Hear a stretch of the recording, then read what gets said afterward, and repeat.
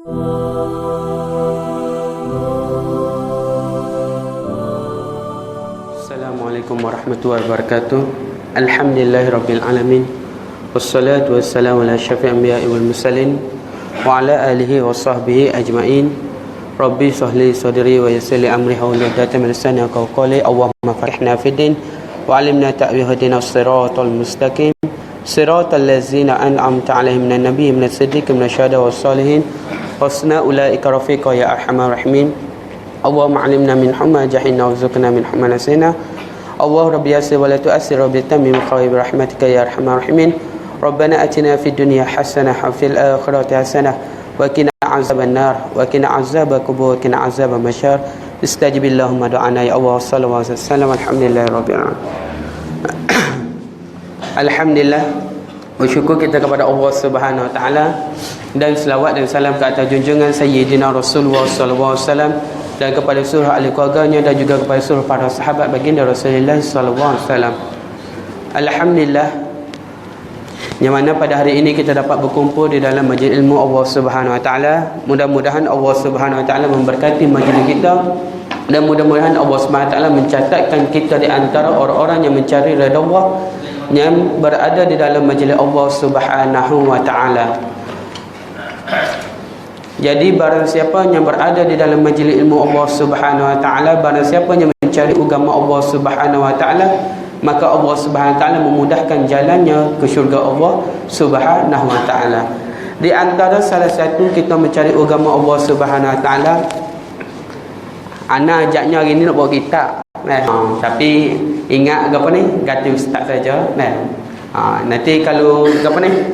Kalau selalunya anak ngajar di Kelantan, anak guna kitab. Kitab-kitab pondok. Anak suka guna kitab-kitab pondok, macam kitab Muniatul Musalli kau.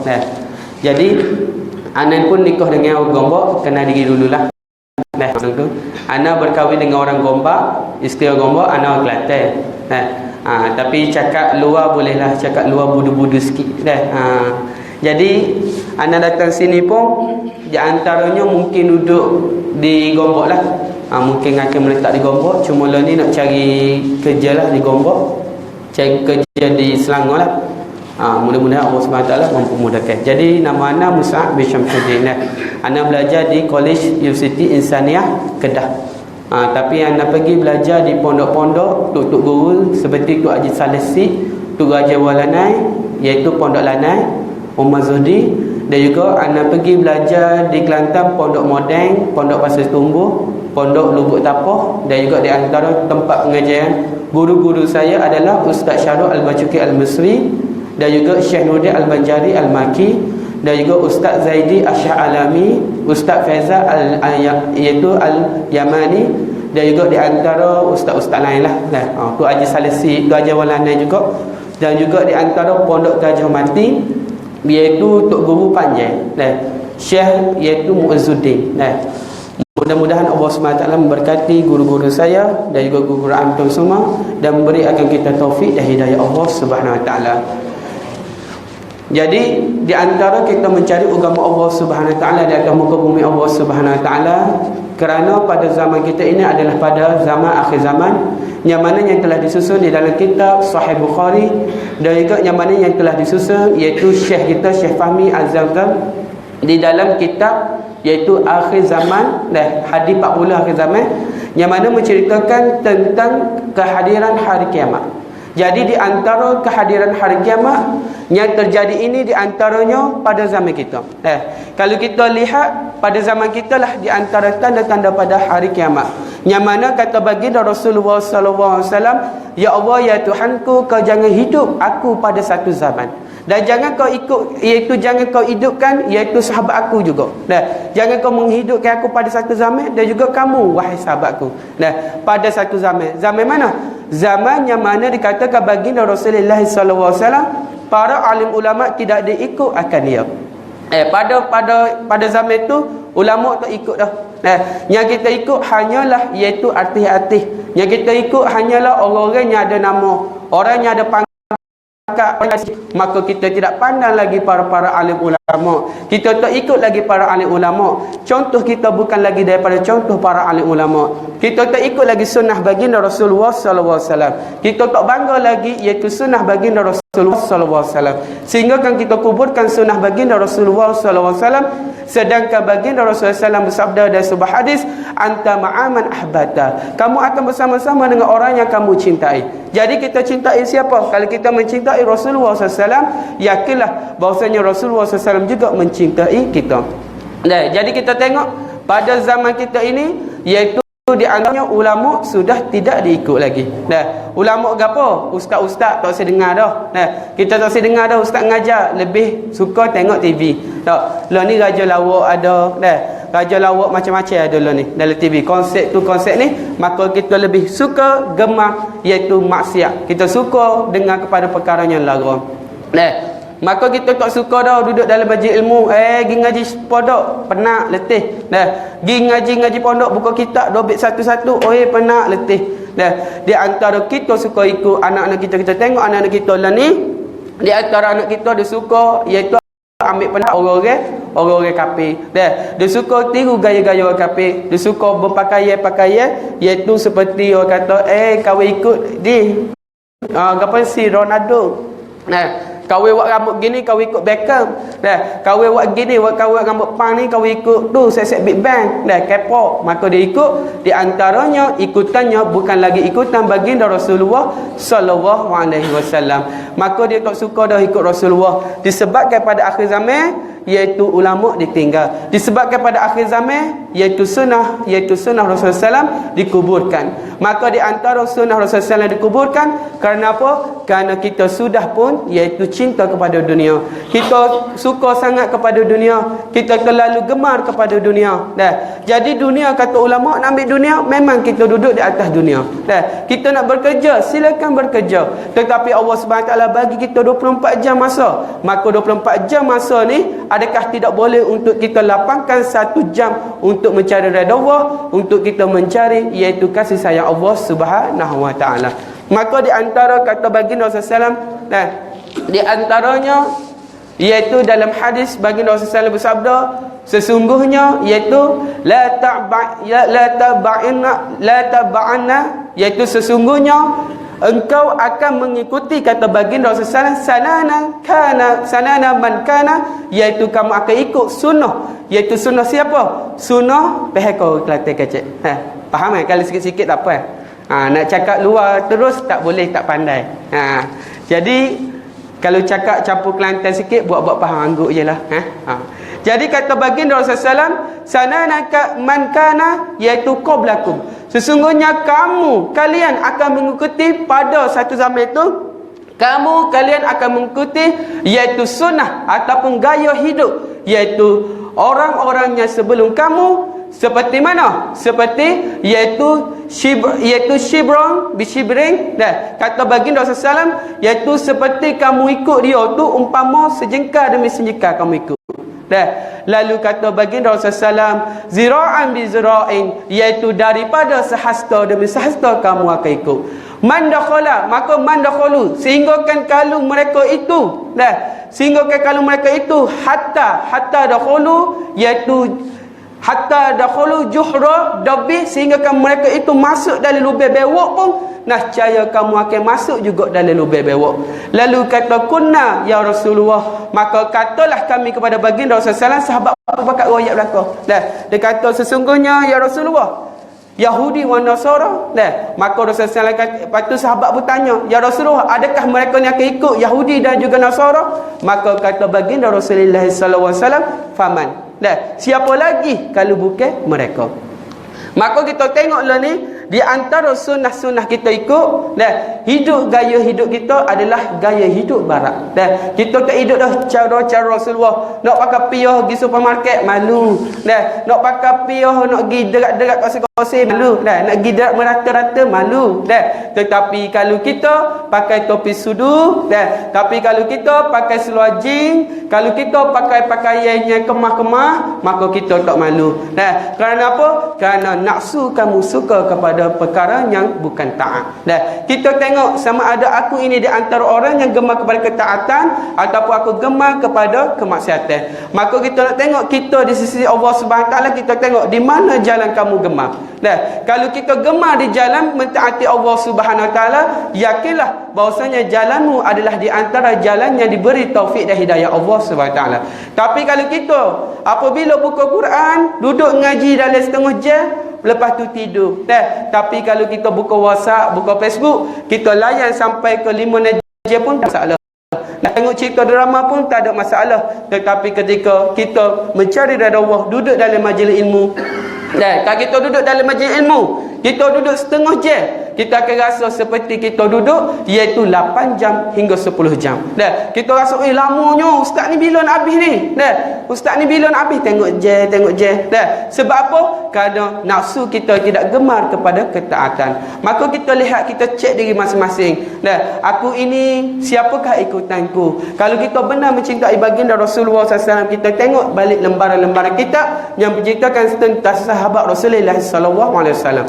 Sahabat Rasulullah SAW ini di antaranya ketika mana dia terlalu kasih kepada baginda Rasulullah SAW, di antaranya Sayyidina Soban, dia sangat perisai di dalam peperangan, iaitu perisai tubuhnya daripada iaitu terhunuh, iaitu terhunuh gapo orang panggil, anak orang Kelantan panggil panah dah. Anak panah tu, anak panah tu daripada terkena baginda Rasulullah sallallahu alaihi wasallam. Nah, jadi para sahabat baginda Rasulullah ni sanggup menjadi perisai kepada baginda Rasulullah sallallahu alaihi wasallam. Kenapa? Kerana dia kenal siapa baginda Rasulullah sallallahu alaihi wasallam. Kita nak berjuang, nak pakai kopiah sahaja pergi mata-mata tempat, kita akan rasa malu. Kenapa? Kerana kita belum kenal siapa itu baginda Rasulullah sallallahu alaihi wasallam. Semakin kamu mengenali baginda Rasulullah sallallahu alaihi wasallam, semakin cinta kamu kepada dia. Semakin kita kenal baginda Rasulullah, kita ngaji kitab Syama'il Muhammadiyah, kita belajar, oh ni di antara sunnah Rasulullah SAW. Rasulullah SAW ni di antaranya dia ada rambut 3 peringkat, ada rambut. Maka dia ada rambut 3 peringkat, dia ada rambut. Maka kita tahu baginda Rasulullah SAW ni dia suka makan gapo. Dah, kita tahu baginda Rasulullah SAW dia suka makan apa. Dah. Jadi Rasulullah SAW juga di antaranya ketika mana dia berjalan, kata sahabat baginda Rasulullah SAW, aku melihat baginda Rasulullah SAW berjalan seperti mana dia turun, umpama turun bukit. Dah. Nak royaknya, nak bagi tahunya bahawasanya dia berjalan dalam keadaan yang laju. Dah. Dia berjalan dalam keadaan yang laju. Rasulullah SAW dia bukan jalan perlahan-lahan. Dah. Tetapi dia berjalan dalam keadaan yang laju. Maka baginda Rasulullah SAW di antaranya, kalau kita kenal baginda Rasulullah SAW, maka kita semakin kasih dan sayang kepada baginda Rasulullah sallallahu alaihi wasallam. Begitu juga kalau kita kasih kepada Allah, dah, maka nescaya kita akan ikut apa yang Allah Subhanahu Wa Taala suruh, dan kita akan meninggalkan apa yang Allah Subhanahu Wa Taala larang. Maka di antaranya baginda Rasulullah SAW, di antaranya sahabat wa ikut sunnah Rasulullah SAW, yang mana ketika mana baginda Rasulullah SAW ni dia lalu satu pohon, yang mana pohon itu Rasulullah SAW pun tunduk pada satu pohon tu. Tetapi selepas kewafatan baginda Rasulullah SAW, pokok tu pun dah tak ada dah. Tetapi para sahabat baginda Rasulullah SAW tetap tunduk. Kerana apa? Kerana dia kata, sesungguhnya aku pernah melihat baginda Rasulullah SAW tunduk, iaitu ketika mana dia lalu pada tempat ini. Nak ayat kasihnya kepada baginda Rasulullah SAW sehingga kan diikut walaupun sekecil-kecil sunnah. Kita benda sunat je tinggal. Ni makruh boleh buat lagi, buat. Maka kerana apa? Kerana kita tidak kenal siapa itu, iaitu sahibus sunnah. Kita tak kenal siapa itu baginda Rasulullah sallallahu alaihi wasallam. Maka ustaz ni pun baru sihat batuk dah. Ni pun ada lagi batuk-batuk. Yang minta maaf lah.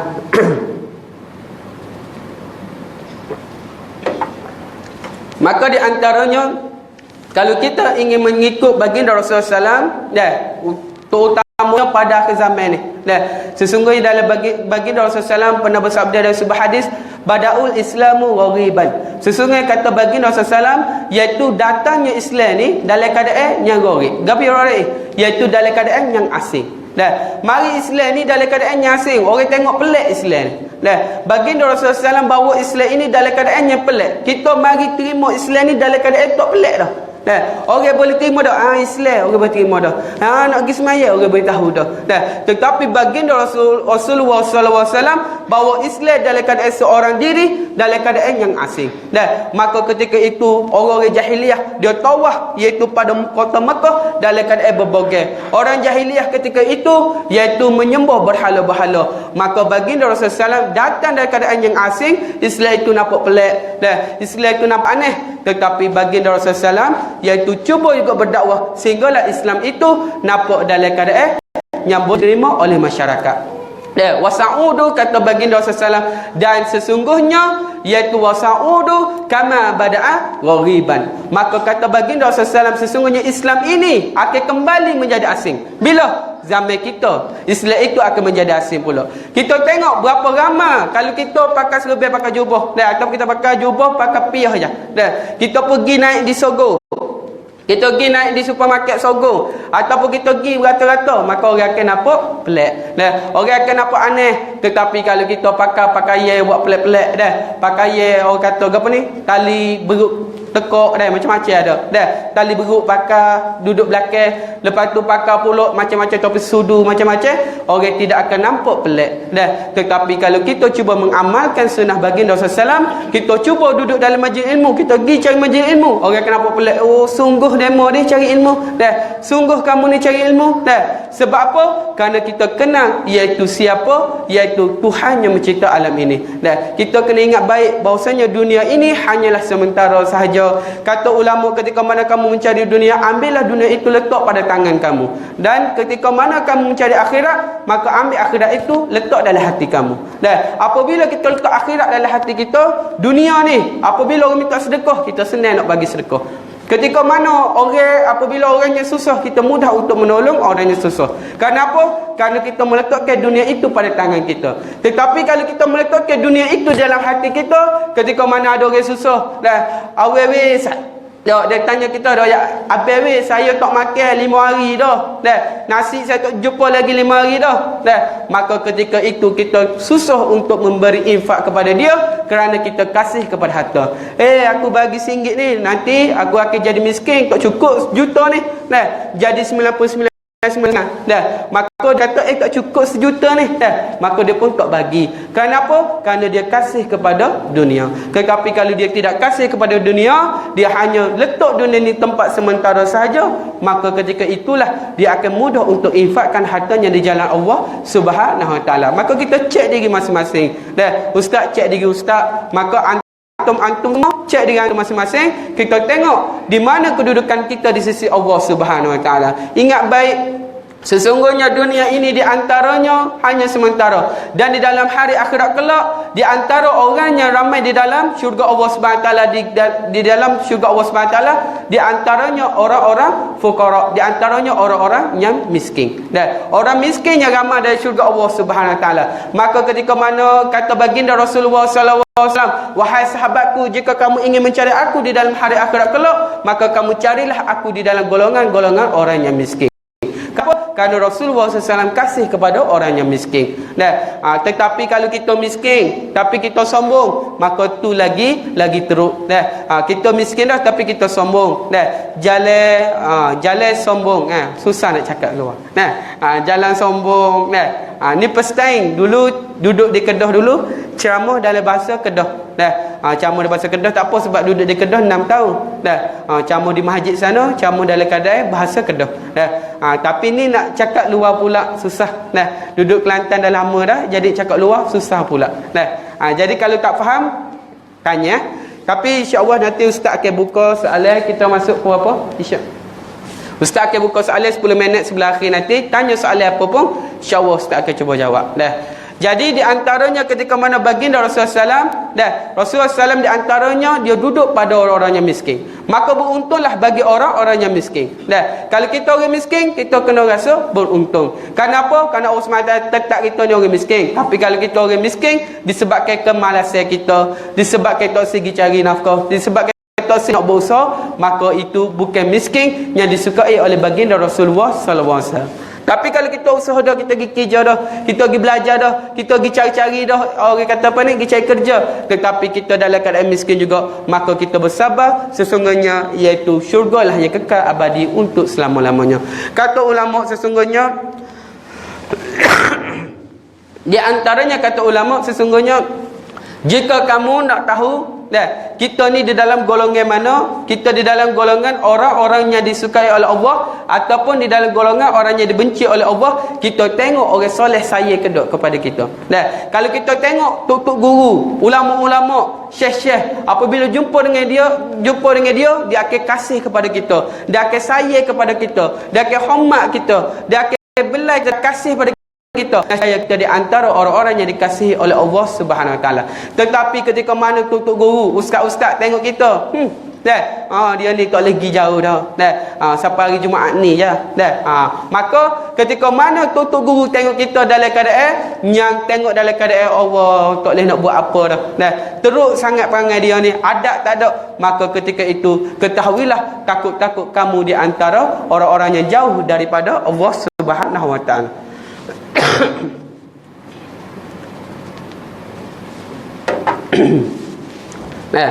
Jadi ketika mana kita ingin mencari redha Allah, maka kita mencari dalam keadaan, iaitu dalam keadaan landasan ilmu. Dan sesungguhnya ilmu inilah yang akan memperkenalkan kita kepada Allah Subhanahu Wa Taala.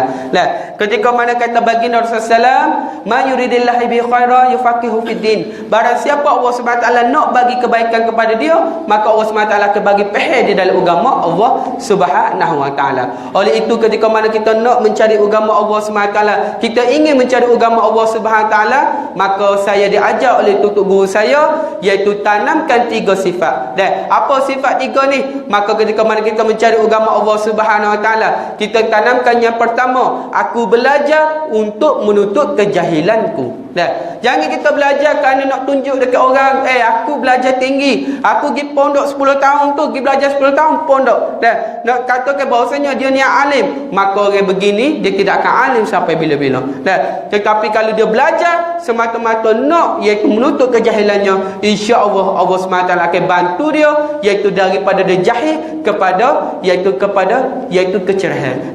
Kepada dia nampak kebenaran. Dulu dia tak nampak kebenaran. Dulu dia pergi sadadah macam-macam, lompat motor, lompat naik atas rumah orang. Kelantan lompat naik atas rumah orang, maksudnya mencuri lah. Dia pergi curi rumah orang, dia pergi rembat motor-motor kawan-kawan kita nama mari surai.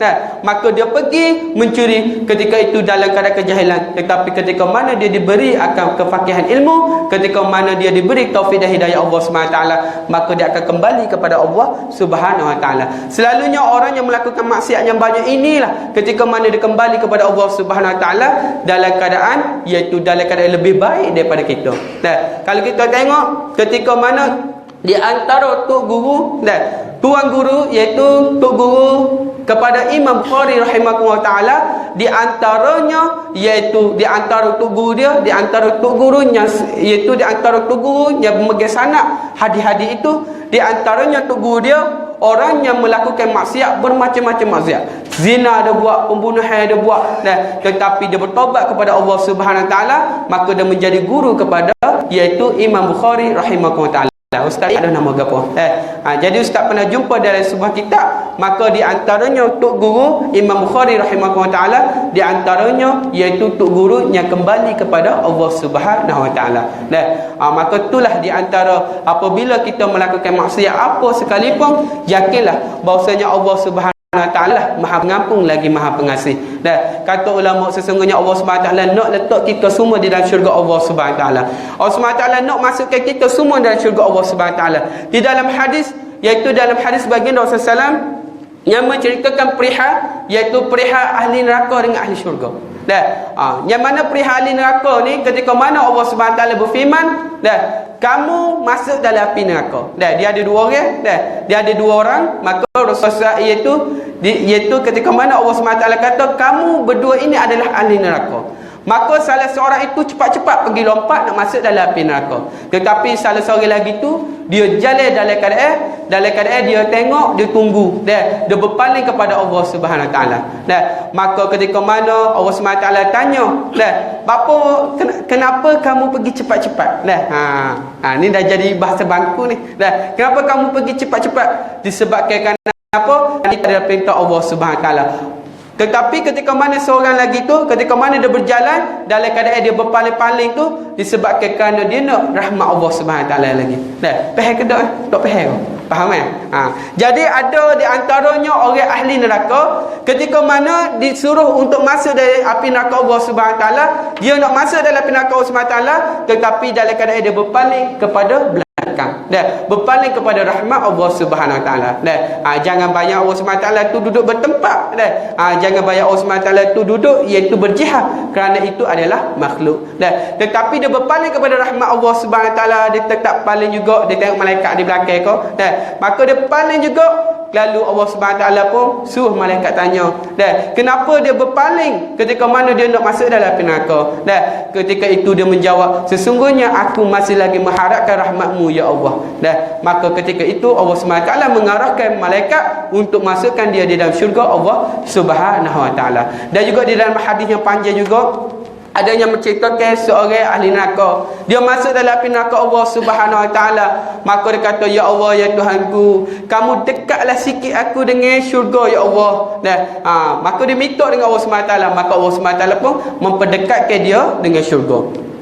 Ketika mana dia melihat syurga Allah Subhanahu Wa Taala, dia melihat akal orang-orang yang berada di dalam syurga Allah Subhanahu Wa Taala, yang nikmatnya orang itu yang berada di dalam syurga Allah Subhanahu Wa Taala, maka sesungguhnya dia mengatakan, aku tidak merasa azab api neraka ketika mana aku melihat syurga Allah Subhanahu Wa Taala. Dia tak merasa azab api neraka. Dia, orang kata, kalau bahasa Kelantan tak khabar. Kalau bahasa luar tak khabar-khabar. Jadi kalau bahasa luar, dia tu tak perasan. Dia tak perasan bahawasanya dia diazab oleh Allah Subhanahu Wa Taala disebabkan dia melihat nikmat di dalam syurga Allah Subhanahu Wa Taala. Nak bagi tahu bahawasanya syurga Allah Subhanahu Wa Taala ni sangat nikmat. Maka barang siapa yang meninggalkan syurga Allah Subhanahu Wa Taala, yang meninggalkan akhirat, tak semayang, dia tak semayang semata-mata sibuk mengejar dunia, dia tak semayang semata-mata sibuk di dalam urusan dunia, sehingga kan dia meninggalkan kewajipannya di atas muka bumi Allah Subhanahu Wa Taala, maka ketahuilah bahwasanya sesungguhnya rahmat Allah Subhanahu Wa Taala itu ada terbuka kepada orang-orang yang ingin kembali kepada Allah Subhanahu Wa Taala. Jadi rugilah dia tinggal semayang semata-mata kerana habuai dunia, dia tinggal majlis ilmu sehingga ke jahilnya dia semata-mata kerana apa? Semata-mata kerana sibuk di dalam dunia. Kita nak cari dunia silakan, tapi kita ada masa paling kurang setengah jam tak apa duduk di dalam iaitu majlis ilmu Allah Subhanahu Wa Taala. Kita pergilah cari, bila ni Habib Umar, bila nak sampai ni, kita pergi cari Habib Umar. Ni Habib Ali Zainal Abidin ni, kita pergi cari Habib Ali Zainal Abidin. Kita pergi cari Syekh Fahmi Zamzam, kita pergi cari Syekh Nuruddin. Maka kita pergi belajar, kita pergi cari agama Allah Subhanahu Wa Taala. Maka kata tok guru saya, sesungguhnya tanam 3 sifat ini. Yang pertama, aku belajar kerana nak tutup kejahilanku. Yang kedua, aku belajar kerana aku nak beramal. Belajar kerana nak beramal ni lah tak ramai orang niat. Dia belajar alim dah, tetapi dia tak beramal. Kawan tak boleh nak beramal weh. Saya tak boleh nak beramal. Tak ada masa, tak sempat. Saya lebih suka pakai macam ni. Saya lebih suka, iaitu saya tak suka sembahyang sunat. Saya tak suka berzikir-zikir. Saya tak suka pergi-pergi tempat-tempat zikir ramai-ramai. Saya tak suka. Saya tak sempat. Saya ni sibuk dengan dunia. Kerana apa? Dia belajar tetapi dia tidak niat untuk beramal. Maka kita belajar, yang pertama, tutup kejahilan kita di atas muka bumi Allah Subhanahu Wa Taala ini sebagai hamba Allah Subhanahu Wa Taala. Kerana orang yang jahil ini, dia akan mendapat 2 dosa. Tapi orang alim, ketika mana dia alim tetapi dia melakukan dosa, maka dia akan mendapat 1 dosa di atas kesalahan dia. Tetapi orang yang jahil, dia akan mendapat 2 dosa. Yang pertama, dosa di atas kejahilan dia. Sampai bila dia akan berdosa? Sampai dia tahu, rupanya sembahyang subuh ni wajib. Maka ketika itu dosanya terhenti. Tapi dosa-dosanya lalu wajib dia bertaubat. Ketika mana rupanya haram hukum dia minum air tok masa ni. Rupanya pekuda ni haram. Lepas tu ketika mana dia baru tahu, maka ketika itu dia baru iaitu terhentinya dosa. Kalau dia baru belajar, dia baru tahu hukum hakam, maka ketika mana usia dia 60 tahun baru dia tahu. Ketika itulah daripada start dia balik 15 sampai kepada umur 60 tahun dia menanggung dosa di atas kejahilan dia. Tetapi ketika mana orang yang alim melakukan sesuatu kesalahan, maka dia akan berdosa satu kali. Lalu dosanya kedua bagi orang jahil adalah dosa melakukan kesalahan. Maka orang jahil ni bahaya sangat. Kerana tidak dikisahkan, iaitu kata ulama, orang yang jahil ni dekatnya dengan api neraka Allah Subhanahu Wa Taala di atas kejahilan dia. Dah dia buat, dia isap apa panggil? Isap kalau dia isap dadah. Susah dia cakap. Dia isap dadah tu, dia tak tahu pun perkara tu haram, maka ketika mana dia sedar baru dia tahu, maka ketika itulah dia akan terhapus dosa dia, dosa yang lalu. Jadi itulah di antaranya ustaz bagi mukadimahnya ni. Hari ni adalah hari mukadimah. Kalau lain kali jumpa pula, insya-Allah kita akan masuk isi pula. Jadi hari ni hari mukadimah supaya kita ni sedar, supaya kita khabar bahawasanya kata iaitu di dalam apabila di dalam hadis menyebut sesungguhnya iaitu syurga Allah Subhanahu Wa Taala ini adalah amatnya panas. Panas sangat iaitu neraka Allah Subhanahu Wa Taala ini adalah amat panas. Panas macam mana? Iaitu panasnya dia adalah umpama 70 kali ganda lebih panas daripada api dunia. Kalau ahli neraka, dia ambil ahli neraka bakar dengan api dunia, nescaya iaitu ahli neraka itu akan tidur di dalam api dunia. Nak royak bahasanya di dalam api dunia ni tak panas. Nak royak api neraka tu lagi panas. Sehingga ketika mana panasnya dia itu adalah seperti kehitam-hitaman. Hitam gelap lemak. Dia hitam sangat. Jadi ketika mana dia hitam sangat sehingga ke api itu terhasilnya sangat-sangat panas. Maka sesungguhnya di dalam hari akhirat kelak, iaitu satu hari akhirat sama dengan 1000 tahun dunia. Tiba-tiba kita tinggal semaya subuh.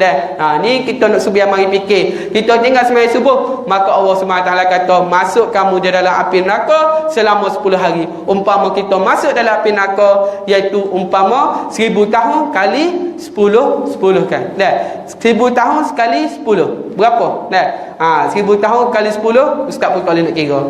Kalau dia kata masuk satu hari api neraka, maka kita masuk 1000 tahun dunia. Maka kita akan masuk 1000 tahun dunia.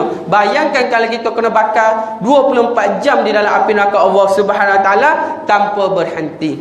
Ingat baik, kita bukan ada rehat-rehat. Rehat dulu, panas ni. Tak ada dah. Ketika mana dalam api neraka baru kita nak menyesal. Ketika mana dalam api neraka baru kita nak cari mana majlis ilmu. Ketika mana di dalam api neraka baru kita nak sedar, baru kita nak khabar, maka ketika itu sudah terlambat bagi iaitu hamba Allah Subhanahu Wa Taala untuk kembali kepada Allah Subhanahu Wa Taala. Tapi dalam hadis-hadis menceritakan bahawasanya rahmatnya Allah Subhanahu Wa Taala, Allah Subhanahu Wa Taala layan juga ahli neraka. Ahli neraka nak minta iaitu tengok syurga, maka Allah Subhanahu Wa Taala dekat dengan syurga. Maka ketika itu hadis tu terlalu panjang sehinggalah ahli neraka tu dia kata, ya Allah, aku nak masuk dalam syurga sikit. Aku nak masuk dalam syurga, dia kata. Maka Allah Subhanahu Wa Taala masukkan dia di dalam syurga Allah Subhanahu Wa Taala. Nak ayat rahmatnya Allah Subhanahu Wa Taala nak dibagi tahu bahasanya Allah Subhanahu Wa Taala ni Maha Pengasih lagi Maha Penyayang, maka jangan berputus asa untuk menggapai rahmat Allah Subhanahu Wa Taala. Dan sejahat mana pun kita, sesungguhnya rahmat Allah Subhanahu Wa Taala terbuka luah kepada hamba-hambanya yang ingin kembali kepada Allah Subhanahu Wa Taala. Ada soalan ke? Ada soalan? Nak tanya apa-apa? Selalu kalau kat Kelantan kita buka soalan. Kalau tak ada, kita nak sambung dulu. Tak ada ni. Kau malu, segan.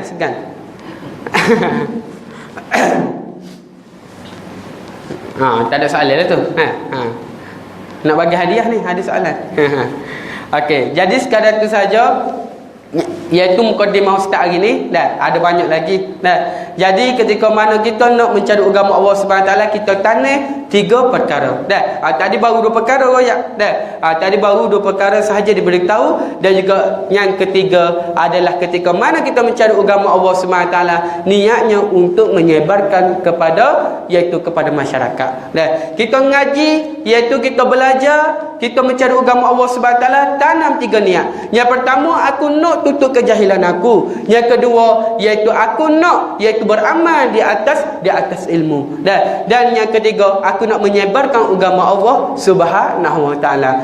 Tapi kalau kita belajar semata-mata nak tunjuk kepada orang lain, akulah lebih alim, akulah lebih hebat, dia ni tak hebat, dia ni belajar apa ni, aku belajar agama ni, maka kita tidak akan alim sampai bila melainkan ilmu itu akan menjadi istidrak kepada dia. Dia akan semakin sesat, dia akan semakin jauh daripada Allah Subhanahu Wa Taala.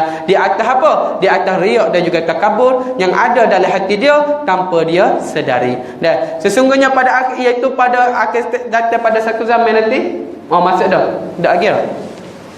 Dan satu hadis lagi yang mana baginda Rasulullah SAW mengatakan bahawasanya, iaitu pada satu masa nanti akan datang satu kaum yang mana ubadu juhalan. Dan kata baginda Rasulullah SAW, sesungguhnya ahli ibadat itu di antaranya orang-orang yang jahil. Dan dia suka beribadat tetapi dalam keadaan yang jahil. Dan kata baginda Rasulullah SAW, ketika mana baginda Rasulullah SAW mengatakan bahawasanya wa fuqaraun, iaitu fasaqah. Dan kata baginda Rasulullah SAW, dan juga di antara orang-orang yang alim tetapi dalam keadaan yang fasik, dalam keadaan yang melakukan dosa-dosa besar. Dan dia ni di antara orang yang jahil. On azan tu. Sama. Dia sampai pukul apa ni? 10 boleh. Sampai pukul 12 boleh.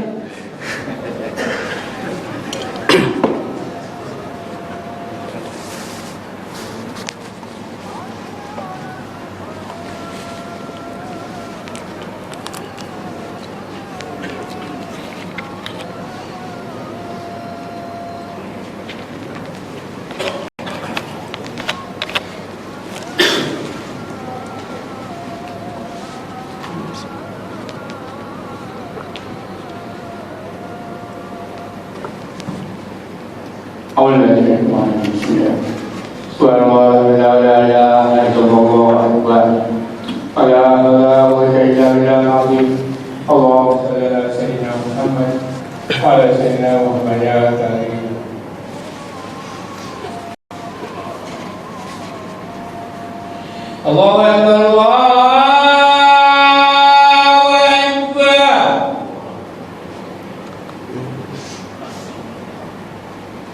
Allahu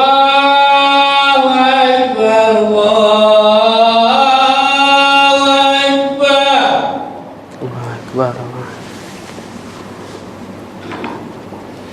Asyhadu an la ilaha illallah.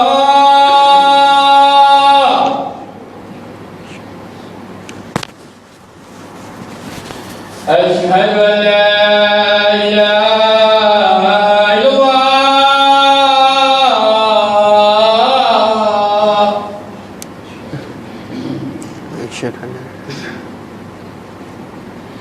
Asyhadu anna Muhammadan Rasulullah.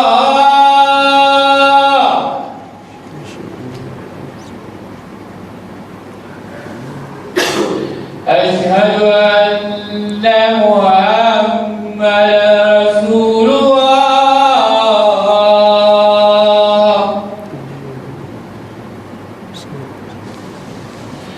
Hayya 'alas salah.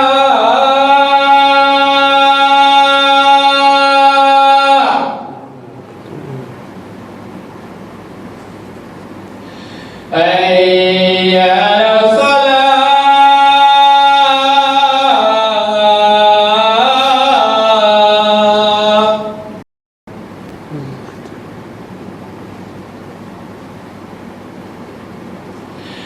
Hayya 'alal falah.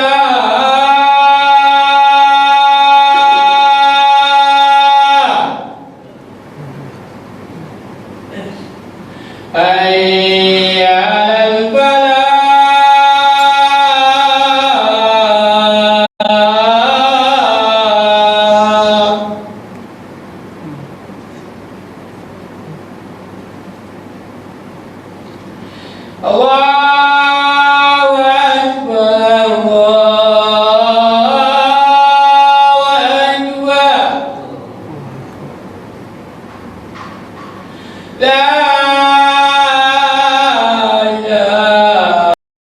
illallah.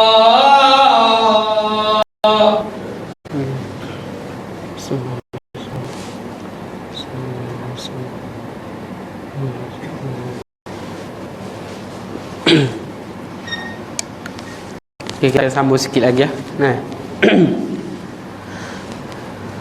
Jadi kata baginda Rasulullah SAW, sesungguhnya akan datang pada satu masa nanti, iaitu di antaranya ubadu juhalan, di antara ahli ibadat tetapi dia dalam keadaan yang jahil. Dan dia suka beribadat, dia suka sembahyang sunat, suka bangun tahajud, tetapi dalam keadaan dia tak tahu apa yang dia buat. Dan dia tak tahu aku ikut siapa ni sebenarnya ni. Dan dia tak tahu bahawasanya iaitu semua itu di antara fadilat-fadilat dia tidak tahu, tetapi dia gemar di dalam beribadat. Maka adanya di antara orang-orang yang alim tetapi dalam keadaan melakukan dosa-dosa. Dan orang yang alim tetapi malah beribadat, orang yang alim tapi melakukan maksiat, dan pergi mencuri, pergi merokok, dan ataupun dia tak mencuri, tak merokok, tetapi dia pergi iaitu menipu, bohong di dalam percakapan dia. Dan maka ketika itu adanya di antara orang-orang yang alim dalam keadaan melakukan dosa-dosa besar. Dan pada zaman kita lah kita melihat sesungguhnya adanya di antara orang yang alim sanggup iaitu membela, ya, di antara orang-orang yang alim sanggup melakukan dosa-dosa. Dan contohnya macam-macam lah. Dan jadi ustaz tak sebut, cuma ustaz tak nak sebut. Dan jadi cuma kita nilai lah bahawasanya pada zaman kita lah yang diceritakan oleh Allah Subhanahu Wa Taala dan diceritakan oleh iaitu para nabi, dan iaitu Nabi Muhammad sallallahu alaihi wasallam, yang mana zaman kita lah iaitu zaman akhir zaman yang akan iaitu akan hadir sebelum hadirnya Dajjal. Dan lalu kita akan tengok dah ramainya di antara wanita-wanita iaitu berpakaian seperti lelaki, lelaki-lelaki berpakaian seperti wanita. Dan berapa ramai wanita tomboy, berapa ramai lelaki makyah. Makyah. Kalau bahasa luar lelaki sotong.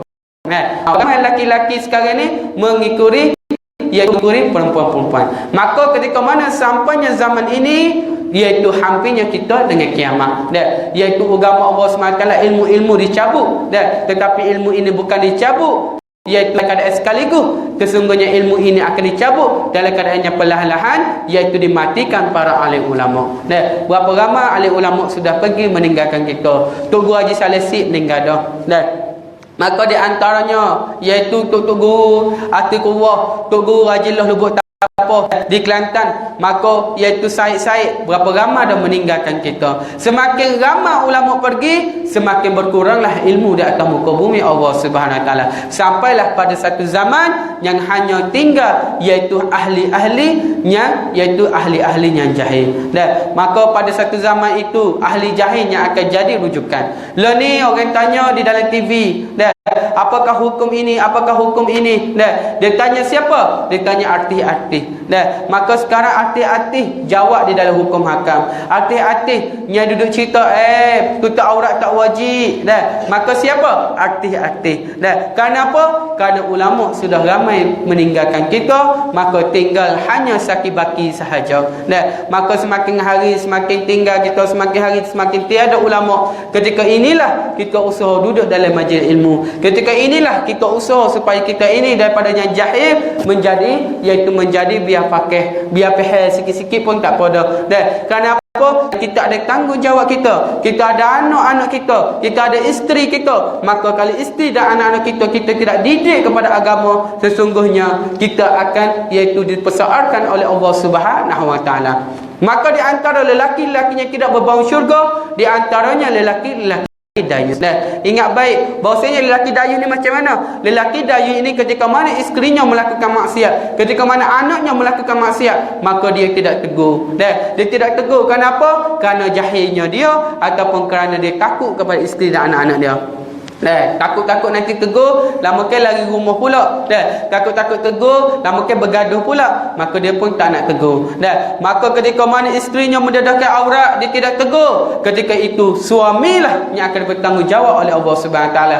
Maka dicerita di dalam kitab-kitab tasawuf, ketika mana seseorang lelaki itu ingin melangkahkan kakinya, iaitu kaki kanannya di dalam syurga Allah Subhanahu Wa Taala, maka hadir wanita dan juga iaitu budak-budak perempuan dan budak lelaki dalam keadaan pergi kepada tengkuk dia, pergi kepada kakinya, maka dia mengatakan bahawasanya, ya Allah, ya Tuhanku, dahulunya dia tak tegur pun aku bahawasanya menutup aurat ni adalah wajib. Dia tak suruh pun aku bahawasanya sembahyang ini adalah wajib. Maka ketika itu dia ditarik di dalam api neraka Allah Subhanahu Wa Taala.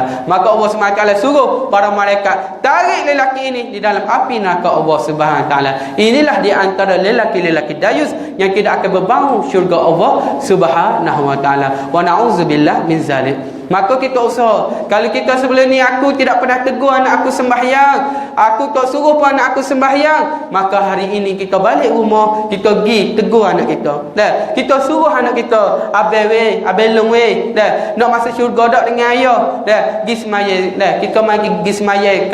Kalau tak pandai nak sembahyang kat rumah, kita mari sembahyang ramai-ramai di surau. Dah. Kalau rasa nak bagi surat pun malah, paling kurang semayalah kat rumah pun tak apa. Tetapi kalau kita dapat sembahyang berjemaah di surau, kita dapat sembahyang beramai-ramai di surau, maka sesungguhnya fadilatnya lagi besar, iaitu berbanding kita sembahyang seorang. Kita sembahyang satu orang saja, maka kita dapat satu pahala saja. Satu kali ganda. Tiba-tiba kita rokok dalam keadaan tak sempurna, rukun 13 tak betul, maka ketika itu takut-takut tak ada pahala dah, tinggal dosa saja. Tapi paling kurang kalau kita sembahyang berjemaah 27 kali ganda, tiba-tiba kita ada salah satu dua, maka insya-Allah Allah SWT akan ampunkan kita. Dan apabila iaitu 27 kali ganda, kata ulama, ketika mana kamu rokok dalam keadaan tak sempurna. Dan orang kata rokok salah, tapi kalau dia sembahyang tak rokok, waktu tak sah seru. Dah, sembahyang tak sah sembahyang dia. Tetapi tiba-tiba dia baca Al-Fatihah dalam keadaan salah sikit. Dah, bukan dia sengaja, ni dia tak sengaja, dalam keadaan salah. Disebabkan apa? Kerana kejahilan dia. Maka ketika itu kata ulama, jika dia sembahyang berjemaah, maka akan iaitu ditolak pahala dia. Dah, ni untuk orang tak sengaja dah. Tapi kalau dia baca pisah, dah, dia baca Alhamdulillahirabbil alamin, dah, tiba-tiba dia baca, dia tak baca bismillah. Sedangkan dia ikut mazhab kita, mazhab Syafi'i, tetapi dia tak baca bismillahirrahmanirrahim, maka batallah sembahyang dia. Tapi tiba-tiba dia tak baca, dia baca bismillahirrahmanirrahim, alhamdulillahirabbil alamin, ar-rahmanirrahim. Lepas tu dia pun tinggal sehuruf. Ustaz pun susah nak buat. Dia tinggal satu huruf saja di dalam Al-Fatihah, satu huruf saja dalam Al-Fatihah, maka batallah sembahyang dia.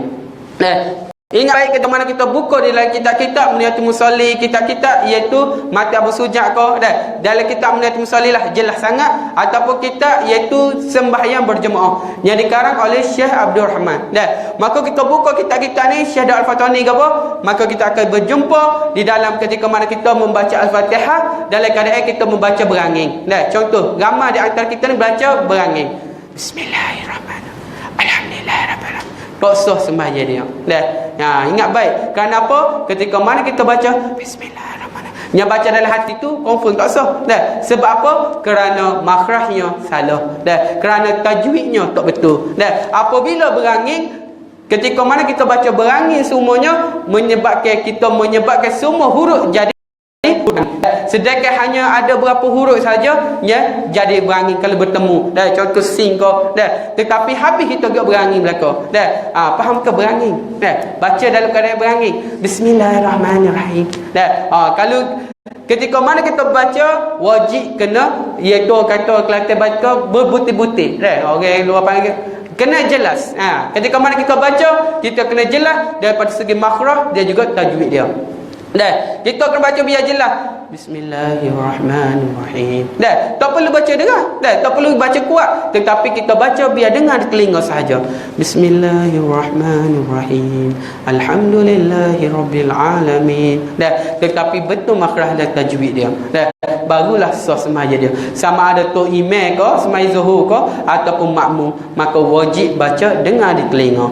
Tiba-tiba kita baca satu huruf kita tidak dengar di telinga, tiada sahlah sembahyang dia. Kerana apa? Kerana Al-Fatihah itu sesungguhnya di dalam rukun 13. Dan ingat baik bahasanya Al-Fatihah ini di dalam rukun, iaitu rukun ni umpama kalau kita tak buat tu maka batallah sembahyang kita. Dan umpama kalau rumah kat tiai lah rukun ni. Dan kalau kita tak buat kalau kita tak buat tiai, nescaya rumah itu tidak akan mampu berdiri. Dan kita buat dah tiai tepi ni dan tetapi belakang kita tak buat tiang. Dan maka ketika itu runtuhlah rumah di bahagian belakang. Dan jadi kalau kita nak buat rumah, maka biar ada tiang. Dan begitu juga ketika mana kita melakukan rukun di dalam sembahyang. Dan tapi syarat di dalam sembahyang, apakah syarat dalam sembahyang? Syarat di dalam sembahyang ini adalah iaitu syarat sahnya sembahyang. Dan contohnya syarat dalam sembahyang, ambil wuduk. Dan macam mana kita nak sembahyang kalau tanpa dengan berwuduk? Macam mana kita nak sembahyang kalau tanpa dengan menutup aurat? Maka ada syarat dalam sembahyang. Dan jadi kita kena belajar semua. Kata ulama ketika mana kita tidak mampu untuk membezakan rukun 13 dengan iaitu sunat, maka tiada sah sembahyang dia. Dan tengok sendiri dalam kitab-kitab, belajar kitab-kitab, maka kita akan jumpa kata Syekh Al-Fatihah ni, jika kita mengatakan rukun itu sebagai sunat, kita kata Al-Fatihah sunat je, tapi dia baca, dia baca Al-Fatihah tapi dia kata sunat, maka batallah sembahyang dia. Ingat baik, umpama kita kata sembahyang subuh ni sunat, padahal wajib, maka kalau dia kata dalam keadaan jahil pun hukumnya adalah haram. Kalau dia kata dalam keadaan jahil pun, kalau dia sembahyang dia pun akan takbir Allahu Akbar sahaja aku sembahyang, iaitu dia niat fardu tapi dia itikad sunat sembahyang subuh ni, maka ketika itu tiada sah sembahyang dia. Contohnya dia kata arak ni iaitu makruh je, nak minum tak apa. Walaupun minum arak tetapi tetap juga berdosa di sisi Allah Subhanahu wa taala. Jadi mudah-mudahan Allah Subhanahu wa taala memberi taufik dan hidayah kepada kita. Mudah-mudahan Allah Subhanahu wa taala meletakkan kita di antara orang yang mencari agama Allah Subhanahu wa taala. Mudah-mudahan Allah Subhanahu wa taala menjadikan kita antara iaitu orang-orang yang ingin kepada iaitu redha Allah Subhanahu wa taala. Sesungguhnya redha Allah Subhanahu wa taala ini terbuka kepada orang yang ingin usaha. Kalau kita ni orang kata kita nak mencintai isteri kita, contoh kita minat kepada perempuan ni, kita bagi umpama makhluk bukan khalik, tapi kita mencintai seorang perempuan tu, kita nak kahwin dengan dia, tetapi kita mencintai hanya pendek saja, maka tidak akan menjadi. Tetapi kalau kita suka kepada minah ni, kita suka pada perempuan ni, maka kita pergi jumpa dia, saya suka pada awak, dia kata pergilah jumpa ibu ngaya saya, kita pergi usaha jumpa ibu ngaya dia, barulah kita akan dapat cinta dia. Tetapi kalau kita kata aku cinta Allah tetapi semaya tidak, aku cinta Allah tetapi aurat buka, aku cinta Allah tetapi arak judi main, maka orang begini hanya cintanya di mulut sahaja, bukan di dalam hati. Kalau cinta di mulut semua orang boleh luah, ustaz pun boleh royak ustaz saya semua orang, tapi belakang nanti dia tu tak ada, duduk angguk. Jadi nak bagi tahu bahasanya cinta itu hanya di mulut sahaja, bukan di hati. Sesungguhnya kita tak akan sanggup berkorban ketika mana kita mengharungi. Ketika mana kita kata aku cinta Allah tetapi kita pergi juga minum arak. Sebab apa? Kerana kita tidak cinta Allah sesungguhnya. Tapi kalau kita cinta Allah sesungguhnya, penat nak sembahyang subuh, penat nak bangun, kita tidur lewat, tidur pukul 3, pukul 4 pagi, maka kita nak bangun sembahyang subuh ni penat, tetapi kita usaha juga bangun sembahyang subuh kerana cinta kita kepada Allah Azza wa Jalla. Tetapi ketika mana Allah SWT kata tutup aurat kamu, lalu kita pun nak pakai seluar pendek juga, nak main futsal, nak main bola, maka kita akan tutup juga aurat kita. Kerana apa? Kerana kita sami'na wa ata'na, kerana kita cinta kepada Allah, maka sesungguhnya apabila cinta kita melalui hati kita, kita sanggup berkorban. Begitu juga ketika mana kita cinta kepada Sayyidina Rasulullah, maka ketika mana orang menghina sunnah Rasulullah SAW, kitalah orang yang pertama lantang memarahi orang yang menghina sunnah baginda Rasulullah SAW. Ketika baginda Rasulullah SAW, kita tahu Rasulullah SAW ni pakai piyah, Rasulullah SAW ni pakai baju Melayu. Baju Melayu kita tu, baju Melayu pakai tu di antara sunnah baginda Rasulullah SAW iaitu sulaman, iaitu Yaman. Sulaman Yaman ni umpama kalau kita kat baju Melayu moden. Maka ulama kata baju Melayu juga kalau kita niat sebagai sunnah, maka insya-Allah dia akan menjadi sunnah juga. Pakai baju Melayu, tak usah pakai jubah, pakai baju Melayu. Nak pakai jubah, pakai jubah. Alhamdulillah. Lalu kita nak pakai kopiah, pakai, usaha kita pakai kopiah. Kerana apa? Kerana sesungguhnya sunnah baginda Rasulullah SAW, apabila kita cinta kepada baginda Rasulullah SAW, kita sanggup berkorban. Walaupun nak tunjuk sekali rambut ni, rambut ni nak buat pacak ni, nak tunjuk dekat awet-awet ni, nak kata kita ni comel, nak tunjuk dekat isteri, nak kata kita ni handsome, maka kita pun sanggup korban kerana kita cinta kepada baginda Rasulullah SAW lebih daripada cinta kepada nafsu. Apabila kita cinta kepada Allah Subhanahu Wa Taala dan juga Rasul lebih daripada cinta nafsu, kita sanggup berkorban pakai walaupun rambut kita tak nampak, kita sanggup pakai jubah semata-mata walaupun kita tiada passion, tetapi kita pakai juga semata-mata untuk mendapat redha Allah. Mudah-mudahan Allah Subhanahu Wa Taala memberikan kita taufik dan hidayah. Mudah-mudahan Allah Subhanahu Wa Taala melapangkan hati kita untuk menerima iaitu taufik dan hidayah Allah Subhanahu Wa Taala. Wabillahi taufiq wa hidayah. Yang baik itu datang daripada iaitu Allah Subhanahu Wa Taala, yang buruk itu datang daripada kelemahan diri ustaz diri. Hakikatnya kedua itu daripada Allah Subhanahu Wa Taala. Wassallallahu ala sayyidina Muhammad wa ala alihi wasallam. Walhamdulillahirabbil alamin. Assalamualaikum warahmatullahi wabarakatuh.